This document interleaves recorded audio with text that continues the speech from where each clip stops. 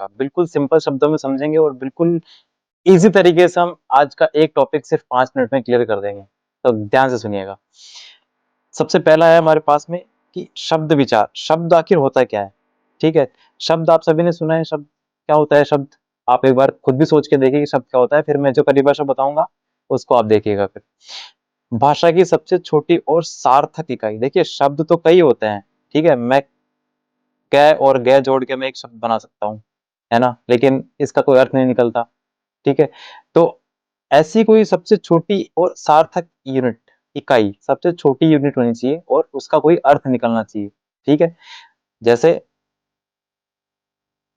कोई भी मैंने लिखा, कोई भी, ये भाषा ही अपने आप में, भाषा ही लिख दी मैंने, मान लीजिए, तो भाषा अपने आप में क्या हो गया, एक अर्थ निकल गया इसका कुछ ना कुछ। ठीक है, दूसरा हम क्या कह सकते हैं? ध्वनि समूह की ऐसी रचना जिसका कोई अर्थ निकलता हो उसे शब्द कहते हैं। वही बात है जो मैंने पहले की, वही बात इसमें मैंने दोहराई दी। ठीक है, जिसका कोई अर्थ निकलता हो, अर्थ निकलना चाहिए तभी वो शब्द कहलाएगा। तो इस दोनों चीजों से क्या परिभाषा बन के आ रही है हमारे पास में?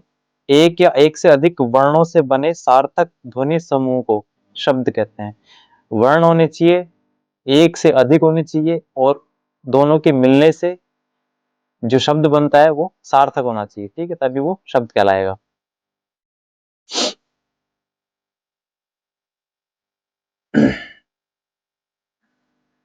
अभी हम देखते हैं तत्सम शब्द किसको कहते हैं। तत्सम, तत्सम देखिए, इसका अपन इसको तोड़ के देखेंगे तो इसका मतलब हुआ तत् प्लस सम। ठीक है, तत् का मतलब हुआ वह, ठीक है, या उसके, ठीक है, और सम यानी समान, यानी तत्सम, उसके समान। किसके समान? देखिए कोई भी भाषा है वो किसी न किसी पैतृक भाषा से निकल के आती है। ठीक है, तो हमारी जो हिंदी भाषा है, जो हिंदी भाषा है उसकी मूल भाषा कौन सी है? संस्कृत। ठीक है, हिंदी की जो मूल भाषा है वो संस्कृत है। तो ऐसे शब्द जिनको हमने वैसा का वैसा ही उठाकर हिंदी में काम में ले लिया, तत्सम, यानी जैसे जैसे शब्द हम संस्कृत में काम में ले रहे थे, हमने एज इट इज उनको हमने हिंदी में काम में लेना शुरू कर दिया। तो ऐसे शब्द क्या कहलाते हैं? तत्सम कहलाते हैं।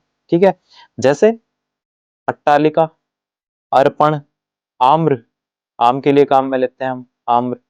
ठीक है, उष्ट्र, ऊंट के लिए काम में लेते हैं हम उष्ट्र। ठीक है, गर्दभ, क्षेत्र, इस तरीके से जो अलग अलग शब्द हैं जो हमने एज इट इज उठा लिए हैं, उनको क्या कहेंगे हम? तत्सम शब्द। ठीक है दोस्तों, अब बात करते हैं सेकंड जो टाइप है हमारा। ठीक है, तद्भव शब्द।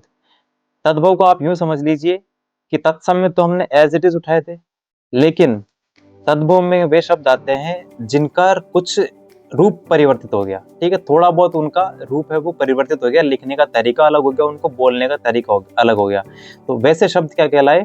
तद्भव कहलाए। ठीक है, जैसे चंद्र से चांद बोलने लग गए हम। ठीक है, अग्नि से आग बोलने लग गए हम। जीवा, उसको हम जीव कहने लग गए। ठीक है, इस तरीके से जो भी शब्द बने हैं, जो मूल भाषा से हमने एज इट इज नहीं उठाए, हमने उनका कुछ रूप परिवर्तित कर दिया, तो ऐसे शब्द क्या कहलाते हैं? तद्भव शब्द कहलाते हैं। ठीक है साथियों, अब आप देख लीजिए आपके सामने कुछ एग्जांपल्स हैं, ये तत्सम शब्द कौन से हैं और तद्भव शब्द कौन से हैं। ठीक है, उनका रूप परिवर्तित होकर तद्भव कैसे बन गए वो शब्द। जैसे ग्रंथि से बना गांठ। ठीक है, ग्रीवा बन गई गर्दन। ठीक है, आपने सुना होगा ना सुग्रीव, वैसे वाला। ठीक है, गोधूम से बन गया गेहूं। ये बहुत अच्छे और कॉमन वर्ड्स हैं, ध्यान रखने आपको। इस तरीके से ग्रीष्म से बन गई गर्मी। ग्रीष्म भी काम में ले सकते हैं हम और गर्मी भी काम में ले सकते हैं बोलने में। ठीक है, गोस्वामी से बन गया गुसाई।